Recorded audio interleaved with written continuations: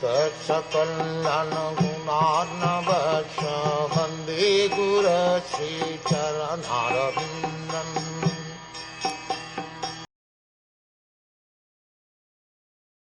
Suta Goswami said, O learned Brahmans, Maharaj Parikṣit then began to rule over the world as a great devotee of the Lord under the instructions of the best of the twice-born Brahmans. He ruled by those great qualities which were foretold by expert astrologers at the time of his birth. At the time of Maharaj Parikṣit's birth, the expert astrologer Brahmans foretold some of his qualities. Maharaj Parikṣit developed all those qualities, being a great devotee of the Lord. The real qualification is to become a devotee of the Lord, and gradually all the good qualities worthy of possession develop.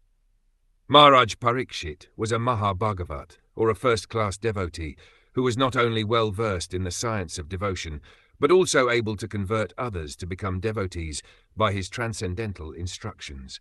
Maharaj Parikṣit was, therefore, a devotee of the first order, and thus he used to consult great sages and learned Brahmans, who could advise him by the Shastras how to execute the state administration. Such great kings were more responsible than modern elected executive heads, because they obliged the great authorities by following their instructions, left in Vedic literatures. There was no need for impractical fools to enact daily a new legislative bill and to conveniently alter it again and again to serve some purpose. The rules and regulations were already set forth by great sages like Manu, Yajnavalkya, Parashar and other liberated sages, and the enactments were all suitable for all ages in all places.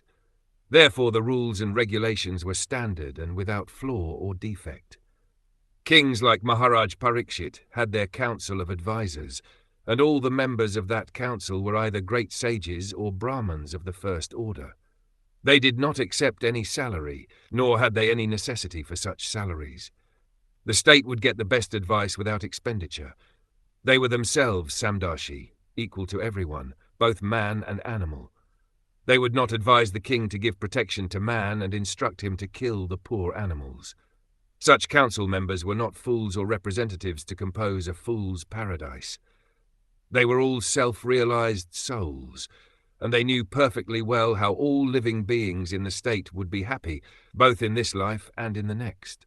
They were not concerned with the hedonistic philosophy of eat, drink, be merry, and enjoy.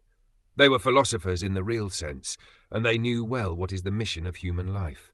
Under all these obligations, the advisory council of the king would give correct directions, and the king or executive head, being himself a qualified devotee of the Lord, would scrutinizingly follow them for the welfare of the state. The state in the days of Maharaj Yudhishthir or Maharaj Parikṣit was a welfare state, in the real sense of the term, because no one was unhappy in that state, be he man or animal. Maharaj Parikṣit was an ideal king for a welfare state of the world.